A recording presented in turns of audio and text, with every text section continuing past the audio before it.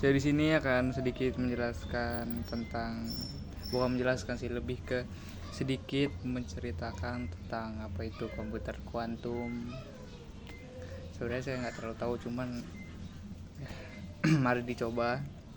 Sedikit saya akan bercerita apa itu komputer kuantum. Komputer kuantum adalah jenis komputer yang menggunakan prinsip-prinsip mekanik kuantum untuk melakukan perhitungan. Tidak seperti komputer klasik yang menggunakan bit sebagai unit dasar informasi yang bernilai 0 atau 1. Komputer kuantum menggunakan qubit, quantum bit. Saya baca di artikel seperti itu. Tapi saya nggak tahu apa itu quantum bit.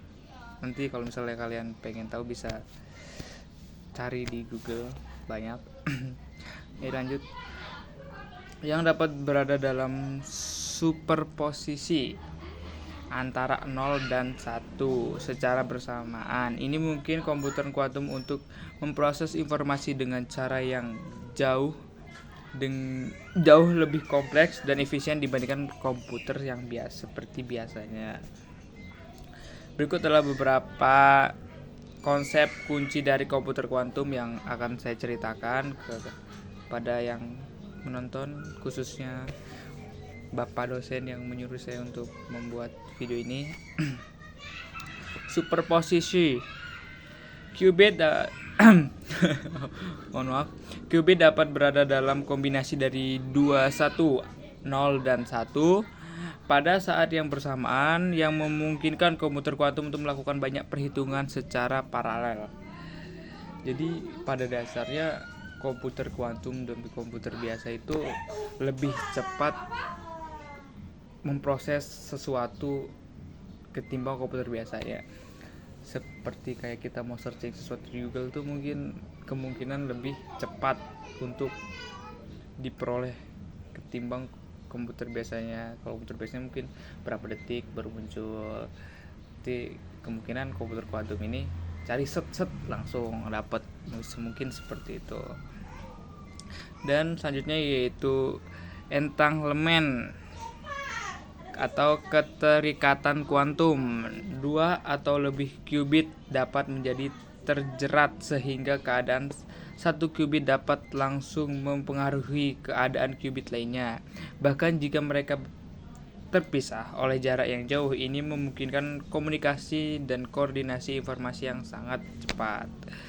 Dasarnya yaitu interferensi kuantum. Ini digunakan untuk memperkuat hasil yang diinginkan dan mengurangi kemungkinan hasil yang tidak diinginkan dalam perhitungan. Dan selanjutnya yaitu komputer kuantum menjanjikan kemampuan untuk menyelesaikan masalah yang sangat kompleks yang memerlukan waktu yang luar biasa. Seperti tadi, kalau komputer komputer biasa memerlukan waktu yang lama untuk menyelesaikan masalah, nih dia sangat cepat ya, seperti itu.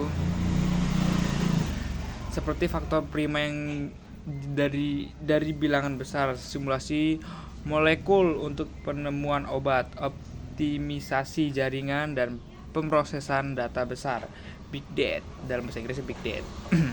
Namun komputer kuantum saat ini dalam tahap pengembangan, dan tantangan seperti koreksi kesalahan kuantum dan stabilitas qubit masih harus diatasi sebelum mereka dapat digunakan secara luas. Mohon maaf Bapak, tadi HP-nya mati, jadi saya sambil cas sekarang. Tadi lupa ngeliat baterainya, kalau misalnya baterainya udah hampir habis. Jadi saya akan melanjutkan di sini. Tadi kan sampai sedang dikembangkannya komputer kuantum. Nah, saya akan sedikit menjelaskan di mana sekarang lagi dikembangkannya komputer tersebut. Nah, komputer kuantum sedang dikembangkan di berbagai institut penelitian, universitas, dan perusahaan teknologi seluruh dunia. Ini berikut beberapa negara yang sedang mengembangkan, seperti Amerika Serikat, salah satu pemimpin dalam pengembangan komputer kuantum dengan platform IBM Quantum Experience yang kemungkinan para peneliti dan pengembang mengakses komputer kuantum melalui cloud. IBM telah mencapai banyak tonggak penting dalam pengembangan qubit dan algoritma kuantum.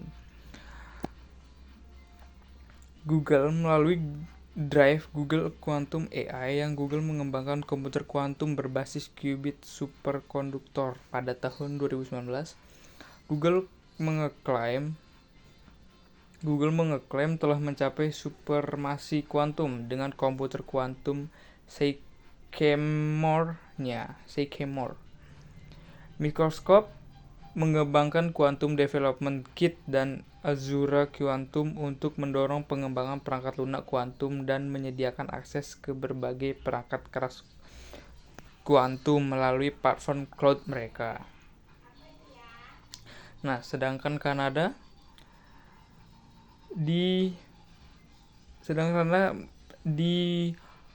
Wave System, salah satu platform dalam komputasi kuantum, di WAV dikenal dengan pendekatannya menggunakan quantum annealing yang berada dari model qubit gate yang dikembangkan oleh perusahaan lain. Sedangkan Eropa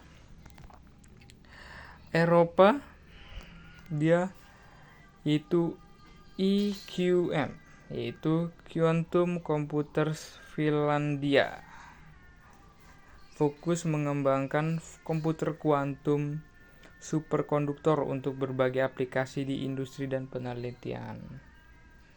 Seperti Central for Quantum Technology CQT Singapura berfokus pada penelitian dasar dalam komputasi kuantum, kriptografi kuantum, dan teknologi kuantum. QUTech di Belanda, kolaborasi antara TU Delft dan TNO yang bekerja dalam pengembangan qubit dan infrastruktur komputasi kuantum skala besar.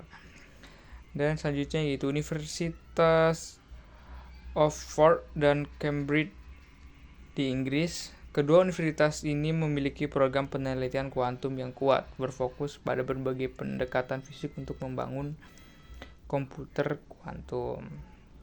Nah, sedangkan di Asia sendiri yaitu ada Cina.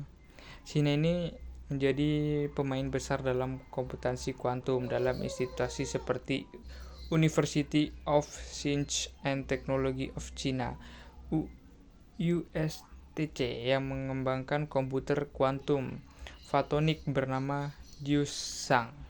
Selain itu, perusahaan teknologi seperti Alibaba, Baidu, dan Tencent juga aktif dalam pengembangan teknologi kuantum. Nah, selanjutnya itu Jepang. Perusahaan seperti Toshiba dan NEC seperti lembaga penelitian seperti RIKEN bekerja dalam pengembangan algoritma kuantum dan perkembangan keras kuantum. Nah, yaitu ada lagi itu Australia. Center for Quantum Combination Computation Technology berbasis di Universitas New South Wales UNSW telah membuat kemajuan dalam pengembangan komputer kuantum berbasis silikon. Pengembangan komputer kuantum dalam kolaborasi global yang melibatkan berbagai disiplin ilmu tersebut, fisika, matematika, ilmu komputer, dan teknik, seperti negara dan organisasi berkontribusi dengan pendekatan yang berada untuk mendorong kemajuan dalam teknologi kuantum. Nah, saya kira itu aja sih yang bisa saya ceritakan tentang apa itu komputer kuantum. Saya baru mendengarnya, jadi baru bisa cerita sedikit tentang komputer kuantum. Mohon dimaklumi. Jadi cukup segitu aja cerita saya tentang komputer kuantum. Oke, terima kasih.